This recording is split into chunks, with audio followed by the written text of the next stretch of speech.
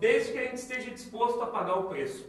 Eu vejo muita gente que quer o resultado, o brasileiro tem essa cultura, adora o resultado, mas ele não está disposto, né, São Miguel, a suar o que a pessoa suou para ter o resultado que a pessoa teve. Então pode passar, Nicole, para nós, por gentileza. E aqui, a gente depois, eu preparei um resumo para vocês, e aqui eu queria deixar uma reflexão, que é a pergunta que a gente sempre faz nas palestras para todo mundo, é a seguinte: qual é a vida que cada um quer ter? Isso. Porque eu botava, a gente bota ou não bota a culpa das nossas picas nos outros, sim ou não? Sim, eu chegava e dizia assim, mas olhar para minha mãe e dizer o seguinte: viu? Tu quer que eu seja frustrado, que eu seja azedo? Pessoal, se vocês têm algum parente assim, entende o que eu estou falando? Essa é só a minha verdade. Eu tinha um medo de desgraçado, Marquinhos, de ser o velho do banco. Sabe aquele velho que entra com algo assim? E ele é marrom, da pressão alta e do café? E tu pede um boleto, o cara, ele só falta te matar. Eu morria de medo de ser esse velho. Não tem esse velho? Eu só quero pagar meu boleto. E o sorriso: tu dá boa tarde, tu chega lá, Nicole, simpática, boa tarde. Eu morria de medo de ser esse velho. E aí, pessoal, eu chego e a gente está numa rua lá, Major Cícero, com 15 de novembro. E a minha mãe fala bem assim: ai, filho, mas se tu tá triste, pede demissão. Eu não quero essa resposta, porque eu quero te culpar. E eu chego em casa, machão, Nicole batendo porta. Porra, Josi, tu viu? A mãe já tá do meu lado. Eu pedi isso para mim pedir demissão. Só falta tu. Porque tu quer que você sabe que eu tô na agência lá, tu me bota uma tornozeleira, tu sabe onde eu tô. E ela: amor, mas esse banco tá te fazendo infeliz, pede demissão. E aí, quando eu sei que eu tenho que fazer, eu termino a minha desculpa. E aí, Marquinhos? Eu tenho que assinar a demissão. Mas eu tenho que ter planejamento, tá? Cara, é muito difícil. Que processo bravo. Porque tem ou não tem gente que torce contra os planos da gente, sim ou não? E será que nós, alma evoluída, agora me sentindo do nosso lado, porque olha que evolução, e a gente certamente não torce contra o plano de ninguém, né? Quando o cara vem e te fala um plano, tu dá força.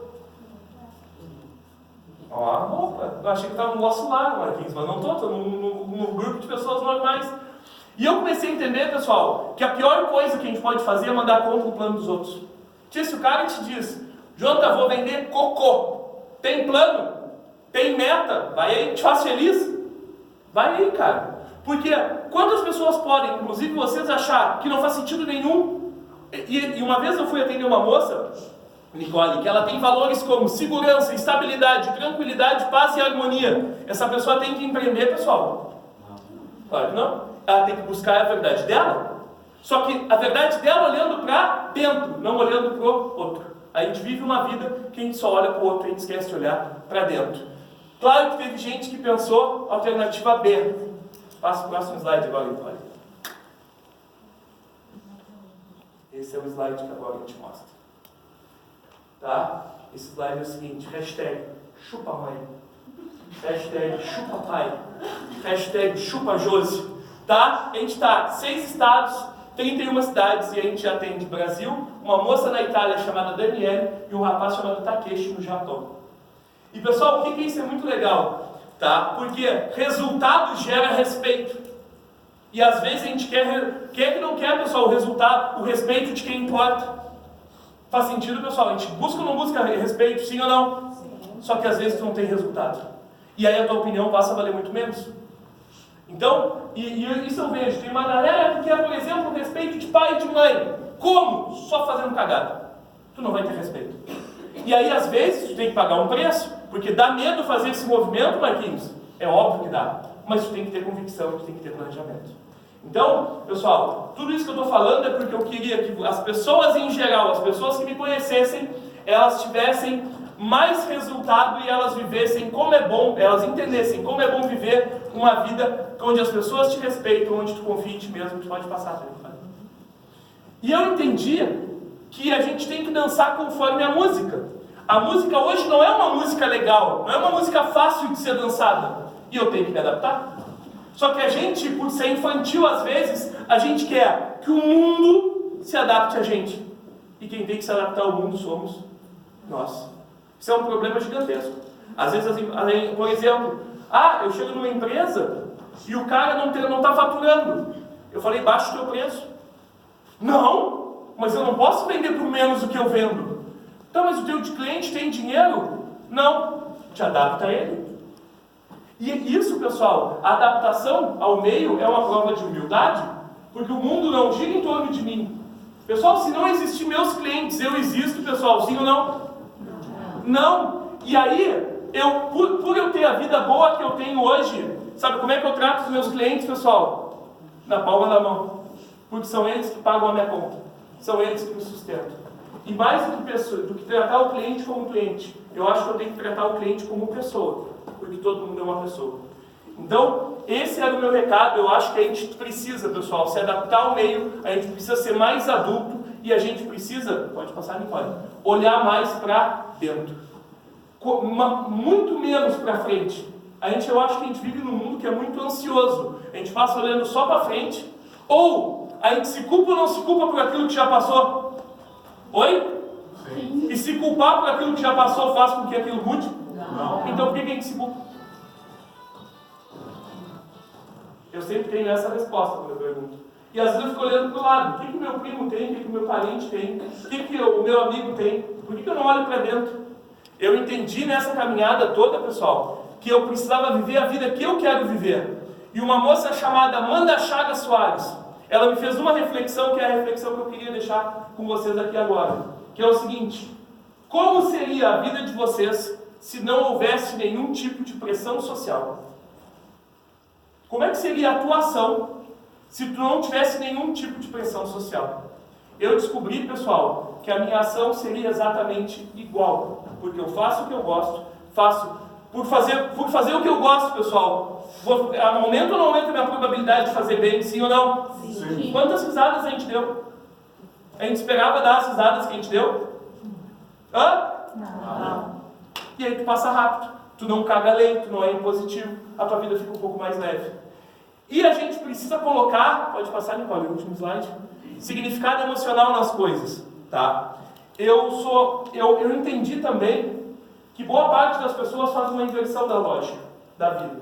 As pessoas tratam bem quem não importa e descontam os seus problemas, as suas frustrações, as suas dores em quem importa, tá? E aí depois, quando termina aquela jornada, quando aquela pessoa parte, aí tu fica com o quê? Com remorso. Quem é que viu a cabana aqui? Levanta a mão bem.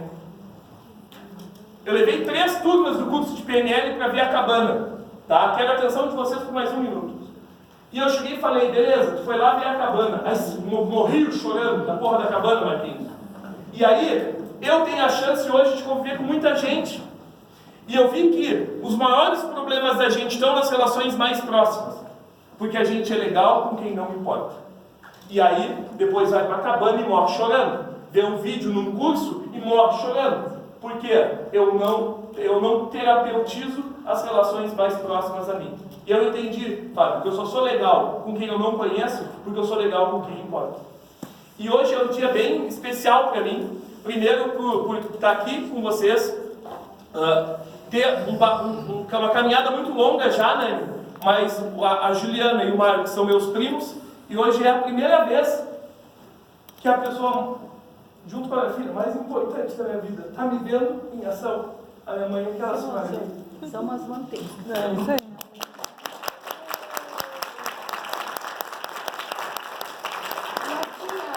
E a tia. E é muito legal, pessoal, porque eu acho que a gente tem que cuidar de quem importa. Ela é a mãe mais foda que eu podia ter, sempre me apoiou em todas essas empreitadas.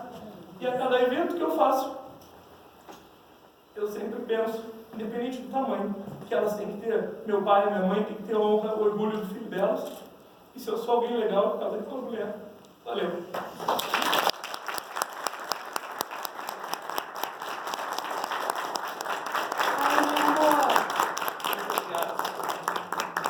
Obrigado, Juliana, por ter me proporcionado isso. Obrigado, Marquinhos, também, por vocês serem tão legais comigo. E é muito louco, porque é muito fácil dar palestra para 700. Difícil é dar palestra para quem te conhece, para quem sabe as brechas do teu jogo, para quem sabe as tuas cagadas. É ou não é, mãe?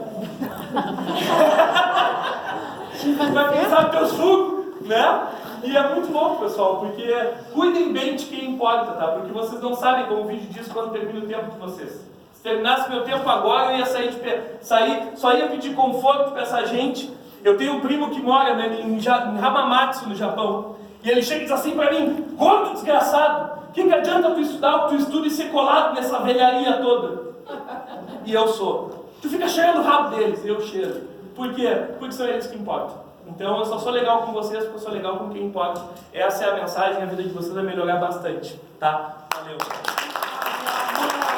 De todas as idades, o atendimento é gratuito, e pessoas com a deficiência visual, surdo-cegueira, e temos também várias pessoas com múltipla deficiência, né? Só para que vocês, né, possam compreender, a deficiência visual, ela compreende, né, tanto pessoas sem nenhuma visão, como pessoas com baixa visão. E algumas dessas pessoas com baixa visão, se vocês verem na rua, algumas delas utilizam uma bengala verde. Então, se vocês, né, se depararem com alguém que usa bengala verde, é porque essa pessoa tem uma baixa visão, diferente das pessoas cegas que usam a bengala na cor branca. As pessoas surdo-cegas, então, elas têm, além da deficiência visual, elas também podem ter uma questão auditiva junto, né, que pode ser total ou parcial. E pessoas com múltipla deficiência, desde que a visão esteja, a deficiência visual esteja implicada, né? Cada vez mais a gente tem casos assim de pessoas com deficiência múltipla, bastante crianças. Uma vez nós não víamos, essas pessoas ficavam em casa, hoje em dia elas estão participando mais da sociedade, então a gente tem mais oportunidade, né, de conhecer, de conviver junto, tá? O INAB, então, ele tem vários programas de atendimento, né? De acordo com os atendimentos eles são planejados de acordo com cada pessoa, né? Os atendimentos são individuais e em grupos, né? De acordo com as necessidades, então, de cada um, né? E para isso a gente conta, assim, com vários profissionais, temos psicólogos, assistentes sociais, professores, pedagogos, né? Voluntários, estamos de teatro, as gurias estão aqui, ó, temos vários profissionais do Instituto também, né? E, então, é uma série temos uma prof de yoga da Parceiros Voluntários, temos o professor de xadrez, acho que eu já falei, e a roda da leitura, né? Então, o Instituto, ele conta assim, com esses profissionais que são profissionais qualificados e que se dedicam muito, né? O atendimento é feito com muito amor, com respeito, né? Isso eu acho que faz a diferença na vida das pessoas, né? Porque quando eles entram no INAB, começam a conviver e participar dos programas de atendimento, né? A vida começa a mudar, começa a fazer sentido, porque nada mais é do que aprender. Dedicando para fazer algo que vai fazer diferença na vida de alguém. Isso dá em média 27,37 de vida a mais para os nossos pacientes. São vidas que realmente são impactadas pelo nosso tempo. Hoje uma doação de sangue ela leva em média 43 minutos, a gente trabalha para reduzir sempre esse número. Varia de um mês para o outro, conforme o fluxo de pessoas que tem na instituição, mas em média 43 minutos. Então, o teu 43 minutos significa muito na vida de quem está passando. Mas nada melhor, 27 minutos de esperança, a gente falou fazendo um cálculo. E eu quero trazer para vocês vida real. Aqui tem um vídeo, vamos ver se ele consegue rodar. Um videozinho. Não. Ali. Vamos ver se ele carrega. Que esse foi os meus primeiros dias de banco de sangue na internet. Parte da vida dessas pessoas. E aí sim, talvez você vai se perguntar como eu vou fazer parte, né? Talvez eu não consiga ser um doador. Existem vários critérios para a gente ser um doador. Mas a diferença é onde você não consegue atuar, mas você consegue participar. Nós buscamos, então, engajadores sociais dessa causa, influenciadores sociais, vamos dizer assim, que é aquela pessoa que vê nossos vídeos, que vê a necessidade de sangue, que compartilha, que indica, que cria grupos, que movimenta pessoas para fazer parte dessa questão de doação de sangue. Isso não é tão fácil. Quando eu resolvi trabalhar só no banco de sangue, eu disse assim, gente, minha vida vai ser muito mais tranquila, acostumada com números, com vendas, com pressão. Então a gente agora está fazendo o quê? A gente recebe doações de brinquedos em qualquer estado. Afinal, se estiver faltando um braço, uma perna, qual o problema, né?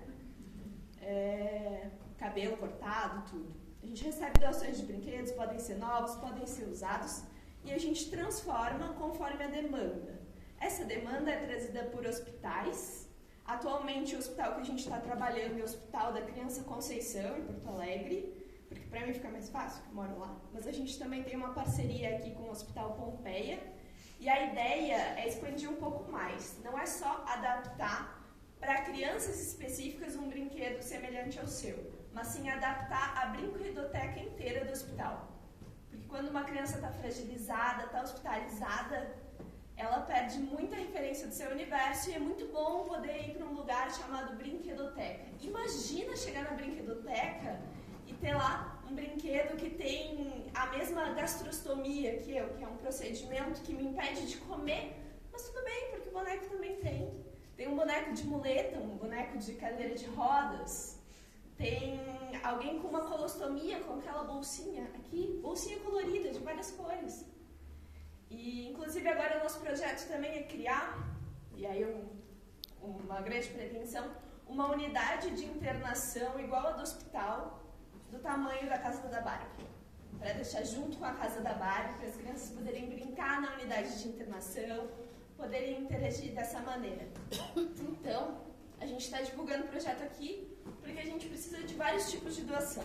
A gente precisa da doação do brinquedo em si, que é o nosso material.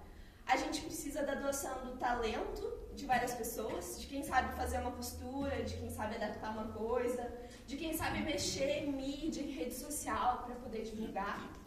E a gente também precisa da doação da divulgação. De repente, inclusive, encontrar lugares em que a gente possa levar mais brinquedos, ou crianças específicas, com uma situação específica que a gente possa adaptar. Porque se a gente for pensar, a boneca não tem nem óculos, gente. E a quantidade de pessoas que usam óculos só aqui nessa plateia é muito grande, né? São poucos os bonecos que têm um óculos. Imagina uma boneca com vitiligo, que são aquelas manchas na pele. Não existe, mas isso afeta a autoestima, isso afeta a imagem. Então, criando esse tipo de brinquedo, a gente acredita que as coisas podem ser mais fáceis, mais naturalizadas, melhores. Uma criança que se enxerga no outro e cresce de bem com o seu corpo é um adulto mais feliz, é uma criança mais feliz. Pessoas mais felizes fazem o mundo melhor, né, gente? Então, é isso. A gente tem, então, uma página no Instagram chamada Brinca Mais, se vocês quiserem nos seguir, puderem. A gente recém começou os trabalhos lá, inclusive precisamos de ajuda. E a gente também tem alguns contatos mais pessoais. A minha mãe, que é presidente do Lions Eduque aqui em Caxias, coordena, então o Lions Eduque de Caxias arrecada bastante brinquedos, se vocês quiserem colaborar por lá, se vocês quiserem também entrar em contato com a Ajude Ser Mulher, ela passa contato pra gente, tanto com brinquedo, quanto com mão de obra, tudo que vocês puderem ajudar, a gente vai ficar muito feliz, tá bem? E divulgar também e ajudar. É isso. Coffee, que veio falar um pouco sobre o seu negócio e o que cada um trouxe para nós degustarmos. Por gentileza, então, Mariana Ramos, da Salsa Teste, Volney Fogaça, da Café Caramelo Caxias do Sul, e Jaqueline Giovanaz Delis, da Delícia de Mel. Um pouco mais do que vocês vão degustar ali fora, na verdade, eu costumo falar que nós trabalhamos com inspiração e a nossa ferramenta são molhos artesanais. São molhos para vocês comporem a refeição de vocês e permitir que vocês possam desfrutar momentos em família, poder levar um pouco dessa ideia de gourmetização para casa e poder dividir um pouquinho mais com todo mundo. Nós trabalhamos, como eu falei para vocês, com os molhos artesanais, são para carne, saladas, lanches, e eles são 100% naturais. Eles não têm qualquer tipo de aditivo químico, justamente porque a gente entende que saudabilidade já não é mais uma tendência, é uma necessidade que nós temos e em pequenos detalhes que a gente consegue fazer a diferença e plantar essa sementinha de saúde ali no fundo. Então, a gente vai... É aquela página, tem vários, mas assim, é o alfajor, que é o nosso desenho que tem lá. E assim, então, no Natal temos isso, o bolo natalino de frutas também, na Páscoa é muito consumido. E a gente trabalha de que forma? A gente trabalha por encomenda. Por quê? Porque o nosso produto não é um produto que você pode fazer 1 unidade, 2 unidades. A gente segue uma receita aqui, então você faz 30, faz 50, faz 2 quilos, faz 3 quilos, né, de um biscoito. Então não é uma coisa que dá para fazer uma coisinha pequena. Outra coisa que a gente faz. Bom, pessoal, tenho meus clientes já. Essa semana eu vou fazer pão de mel. Você quer alguma coisa? Então a gente já faz um contato. Ou então a pessoa diz, Jaque, quando vocês forem fazer, me avisa que eu quero. Então, mais ou menos, era por aí que a gente vinha trabalhando até agora. Mas o que a gente quer agora é formar umas parcerias com os lugares, né? Com o café, que a gente acha que é bacana. A gente trabalha com pessoas que fazem eventos de casamentos, de formaturas. O que a gente fez? Vocês podem ver depois, lá na degustação, nós temos um mini naked cake com os noivinhos em cima. Então, numa festa... O projeto também, sem essas mulheres eu teria só uma ideia, né? Eu sou estudante de fotografia. No ano passado, eu tive uma disciplina de processos artísticos com o Gustavo. E nessa disciplina a gente tinha que desenvolver um projeto fotográfico que a gente pudesse falar sobre algum assunto relevante, né? E um assunto que me inquietava muito e me inquieta bastante ainda é essa questão da violência de gênero. Em 2006 eu perdi minha tia, ela foi vítima de feminicídio, e desde que isso aconteceu eu sentia que eu precisava falar sobre isso, e que eu precisava falar sobre ela e sobre o que aconteceu com ela para que essa história não se repetisse, né? Então, além disso também no ano passado eu tive uma convivência muito grande com diversas mulheres, e sempre acontecia alguma situação em que alguma mulher vinha conversar comigo e relatava um abuso porque ela se sentia segura para falar sobre isso. E a partir daí eu desenvolvi meu projeto, que é o projeto Pieces, né? Eu convidei mulheres para que elas me enviassem fotos, uma selfie, pelas redes sociais e me contassem os relatos do que aconteceu com elas. Para minha surpresa, muitas mulheres participaram, muitas mulheres me chamaram para conversar, mas nem todas enviavam a foto. Na verdade, o que elas queriam era conversar sobre o que tinha acontecido com elas. Então, das mulheres que me enviaram as imagens, né, eu selecionei as imagens, eu numerei o número de abusos que elas sofreram, e então eu contei a história delas através das intervenções na fotografia. Eu fiz esse projeto principalmente porque eu queria ressignificar a morte da minha tia, era muito importante isso para mim. E para eu poder dar voz para essas mulheres que me confiaram a história delas, né. Então eu convido vocês a conhecer a minha exposição, tá ali fora, e qualquer dúvida que vocês tenham também podem conversar comigo. Obrigada. Convite, estar participando com vocês. Então, eu sou artista plástica autodidata, eu sou empresária também. A minha formação é administração de empresas, tenho formação também em decoração de interiores e hoje eu curso MBA em gestão comercial também. Como começou meu trabalho? Eu pinto desde criança, mas eu só retomei isso com o passar do tempo. Depois, com 25 anos, eu vou contar um pouquinho depois, que eu vou estar aqui no painel dividindo essa história com vocês, maravilhosa. É uma trajetória bem interessante e longa, mas eu quero falar agora um pouquinho só do tema da exposição Sensações e Emoções. Então, a minha técnica é acrílico sobre tela, é cubismo com pop art, então é uma identidade que eu mesma desenvolvi. Eu pintava realismo, depois veio a exposição Eu Penso, Vejo e Sinto, que eu desfragmentei a figura humana e eu trouxe um pouco desse trabalho nas Sensações e Emoções, que é uma desfragmentação, então também vocês vão ver, ela é um pouco provocativa para algumas pessoas, mas é um trabalho bem marcante, colorido, intenso. Eu sou uma pessoa muito intensa, acho que eu trago um pouquinho dessa identidade no meu trabalho. E eu pego o gancho do Gilmar, que justamente fala do Senhor Tempo, que justamente é uma reflexão para nós pararmos um pouco, desacelerarmos e sentirmos essas sensações, essas emoções das coisas do cotidiano. Muitas vezes a gente para e não, a gente passa despercebido por todas as coisas e está ali expresso através da dança, da música. Muitas figuras que eu pinto, mulheres, homens, eles não têm olhos, justamente que é uma provocação para a gente sentir, para vocês entrarem, mergulharem no interior de vocês e sentirem essas sensações, porque a gente sempre quer ver com os olhos físicos e não com os olhos da alma. Então, é essa reflexão que eu faço. Alguns personagens também, eles só têm um olho, então vocês vão ver, vocês vão perceber isso. Então, muitas pessoas falam, Cris, por que tu só pinta com um olho? Justamente para fazer essa reflexão e para provocar vocês. Então, eu faço um convite, se vocês tiverem alguma dúvida sobre essa exposição. Eu só quero falar um pouquinho, teve uma outra exposição que foi bem marcante também, que é Eu Vivo e Você, que ela foi na sequência dessa, que ela também fazia uma reflexão muito grande sobre a questão de viver. Então, as pessoas realmente não vivem mais. Elas estão num processo tão acelerado que elas não olham. Então, acho que é muito importante a gente se interiorizar, olhar pra gente e perceber o que a gente está fazendo, porque é tão mecânico o processo, tão sistemático, que a gente não consegue mais olhar pra gente e a gente perdeu a nossa identidade, as nossas características, os nossos valores. Então, são todas essas reflexões que eu deixo aí no meu trabalho. Então, muito obrigada e depois eu espero vocês aqui para o painel de debates. Da programação aqui do cinema e dirijo a Galeria de Arte da Casa da Cultura.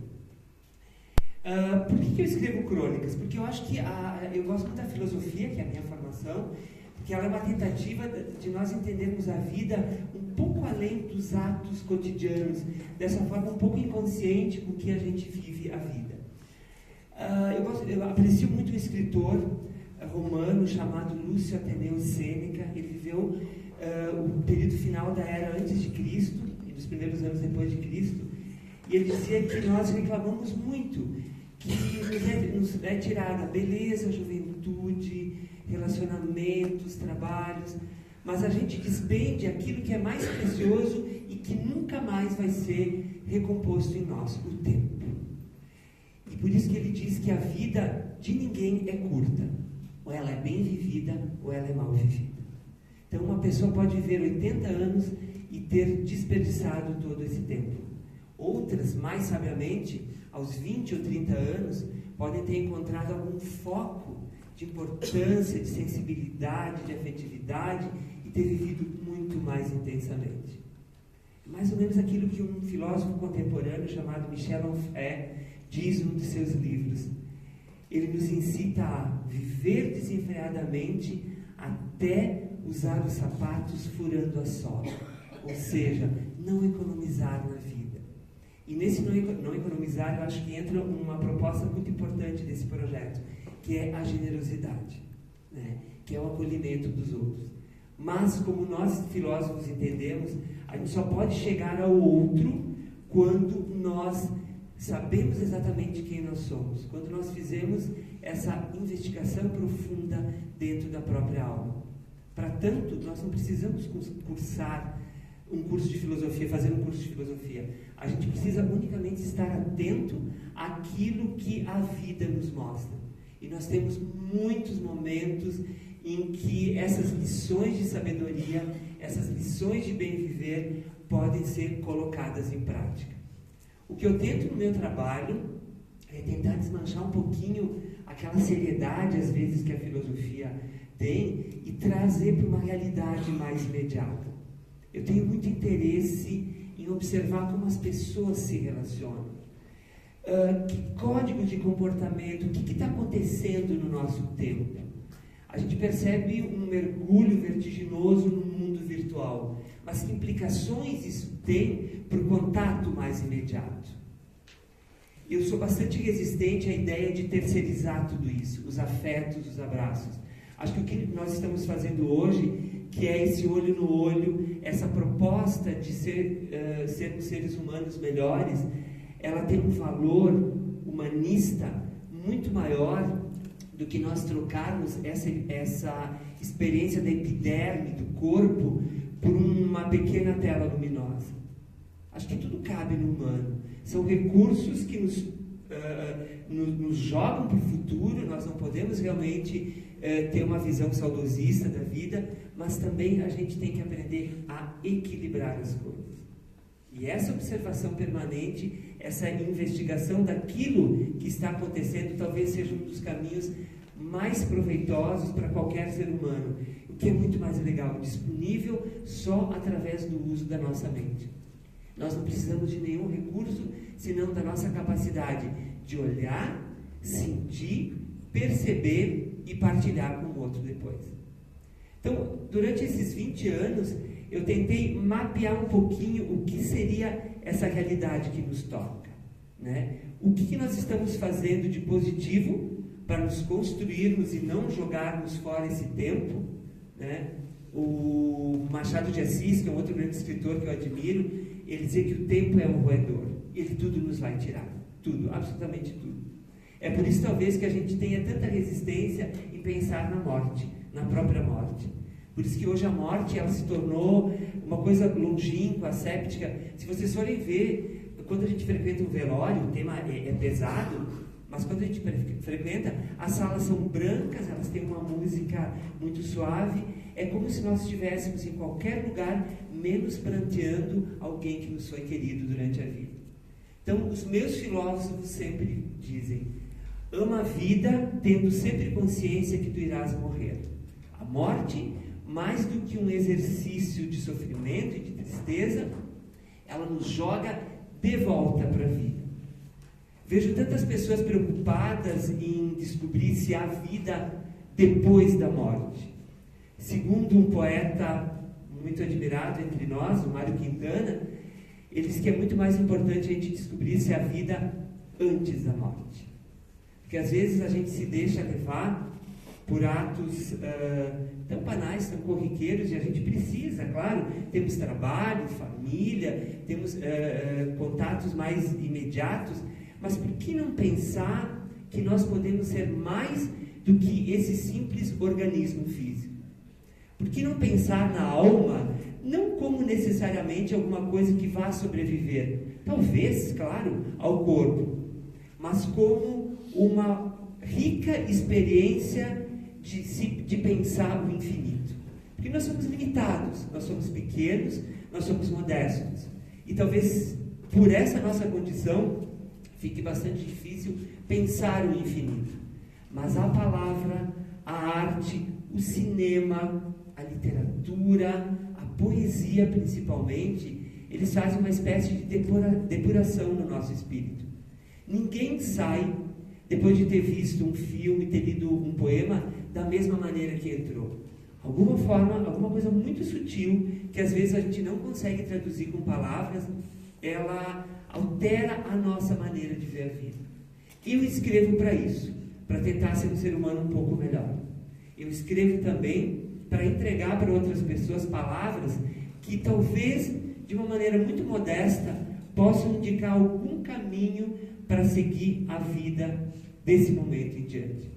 Não sei se essa tarefa se realiza em que proporção, mas enfim, acho que todo escritor ele tem essa possibilidade que eu acho magnífica, que é de se fazer ouvir, como vocês estão agora respeitosamente fazendo comigo.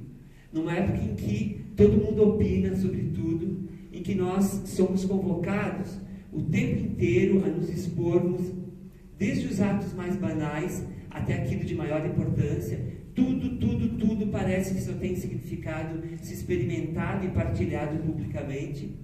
Talvez, se nós fizéssemos esse movimento contrário de interiorização, nós fôssemos perceber que as coisas essenciais, elas são vividas dentro da própria solidão.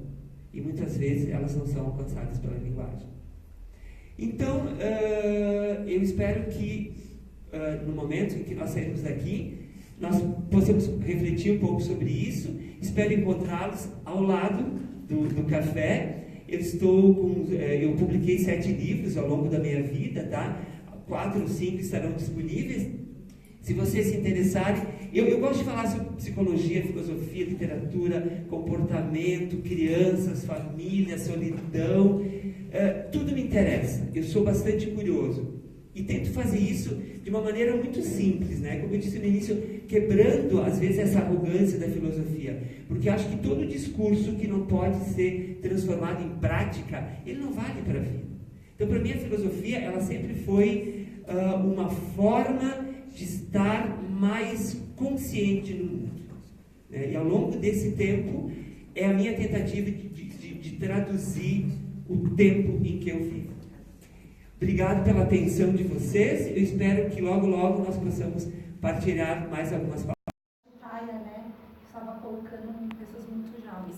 E isso causa em todas as formas de expressões artísticas, é isso, né? Através da fotografia, da pintura, da dança, do teatro, da literatura. Então são todas essas linguagens que elas fazem uma provocação, um olhar diferente para que tu possa realmente se colocar naquele lugar e olhar para aquilo de uma outra forma. E voltando ao meu trabalho, ele é esteticamente visual, é bonito, é colorido, sim. Eu estava falando com o Gilmar. As pessoas olham, elas não sabem o que o artista está querendo passar, mas será que o artista muitas vezes ele quer falar o que ele está passando sobre o trabalho, ou ele quer que as pessoas olhem para o trabalho dele e realmente o trabalho instigue elas a pensar? As pessoas elas têm uma comodidade, elas não querem olhar e pensar sobre. Talvez porque faltam informações, talvez pela pouca informação. Lembro de um fato que eu li numa publicação recentemente de um artista americano que pegou uma pedra pesando 10 toneladas e a deslocou de um lugar para outro. Simplesmente fez esse deslocamento, sem interferência. Essa pedra, a partir do momento em que ela ocupou esse novo espaço, ela foi cotada na Bolsa de Valores de Arte em Nova York a 10 bilhões de dólares. Né? Então eu penso que parâmetros existem para avaliar, né? E onde ficam os artistas mais canônicos, um artista que tem o respeito pela cor, pela forma, pela interferência, né? Tem uma frase que já é quase lugar comum, né, do Ferreira Goulart, que diz que quando tudo é arte, nada mais é arte. Então, eu gosto desses avanços, eu acho que a gente tem que ter essa liberdade nos processos criativos, e a questão passa pelo gosto, é perfeito isso, mas no momento assim, é quase que tu negar uma história de um Caravaggio, de um Rafael, sabe?